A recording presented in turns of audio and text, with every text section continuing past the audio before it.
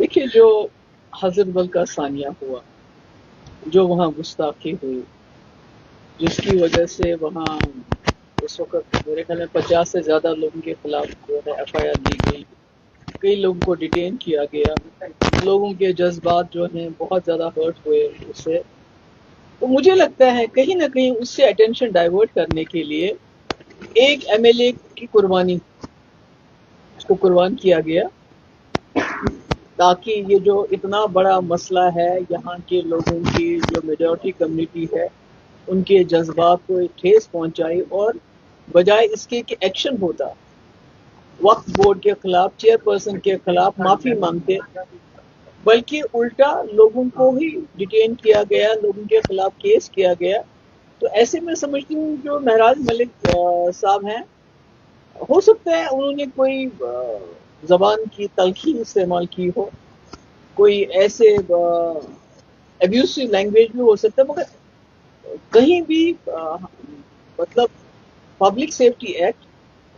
एक MLA वो भी लगाना, और उसके बाद इसलिए लगाना कि उसने कोई तलख कलामी की, तो ये तो सीधे लगता है कि ये कश्मीर में जो सिचुएशन हो गई कि जो लोगों के जज्बात मजरूह हो गए, जो यहाँ पर हजरत बल में सानिया हुआ, उससे किसी न किसी तरीके से अटेंशन डाइवर्ट करना चाहते थे। और आज जबकि डोडा में सैलाब की वजह से वहां भी बहुत तबाही हुई है, क्लाउड बर्स्ट हुए हैं, जमीन खिसक गई है, पानी की बौछार हुई है,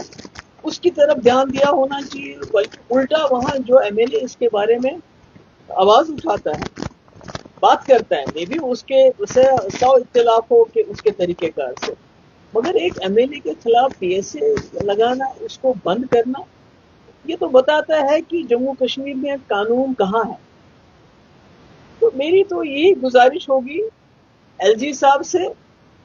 कि आप जो यहाँ पर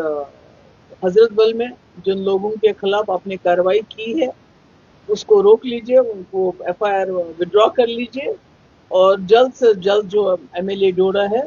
उनको रिलीज कर लीजिए। हो सकता है उन्होंने तल्ख कलामी की हो, सख्त कलामी की हो, उसके लिए जो पनिशमेंट है तो PSA तो नहीं है, जेल तो नहीं है, तो उस मामले को सुलझाइए। क्योंकि आपने देखा, जब आप लोगों को बंद करना चाहते हैं, उनके जज्बात के साथ खिलवाड़ करते हैं, उनका फ्रीडम ऑफ एक्सप्रेशन कर्व करना चाहते हैं, आपने देखा श्रीलंका, आपने देखा बांग्लादेश, अब आप देख रहे हैं नेपाल में क्या हो। तो अगर आप इसी तरह लोगों के जज्बात को एक्सप्रेस करने से रोकेंगे, उनको दबाएंगे, उनको जेल में डालेंगे, तो सिचुएशन जो है दिन ब दिन और ज्यादा हाथ से निकलती जाएगी। जैसे डोडा में इस वक्त हालात बने हुए हैं, वहां आपको सेक्शन 163 शायद लगाना पड़ा, तो इम्पोज करना पड़ा। तो मैं समझती हूँ कि गवर्नर साहब को ही should take cognizance of the situation on ground and take this thing कि यहाँ भी जो लोग डिटेन किए हैं, ये FIR की है, वो विड्रॉ करके जल्द अज जल्द जो है, जो वहाँ डोडा के जो MLA हैं उनको रिलीज करें, और इस माहौल को ठीक करने की कोशिश करें। सर, कुछ वक्त पहले पार्लियामेंट में एक अमेंडमेंट आई थी चौथा फैसले में 30 दिन तक कोई भी पॉलिटिशियन बंद रहता है जिसमें 8 मई को उन्हें अपनी पोजीशन को विजिट करना पड़ेगा। तो इट इज अनरिलेटेड, बट इसको उसी नजरिए से देखा जा रहा है। जहां ने फर्स्ट टाइम किसी सिटिंग MLA को इस तरीके से PSA के अंदर बंद किया। देखिए, जो भी कुछ है, ये मुझे पूरा यकीन है कि जो कश्मीर में हुआ, जो यहाँ सानिया हुआ, उससे ध्यान भटकाने की कोशिश में एक MLA को कुर्बान किया गया। That's it. Thank you so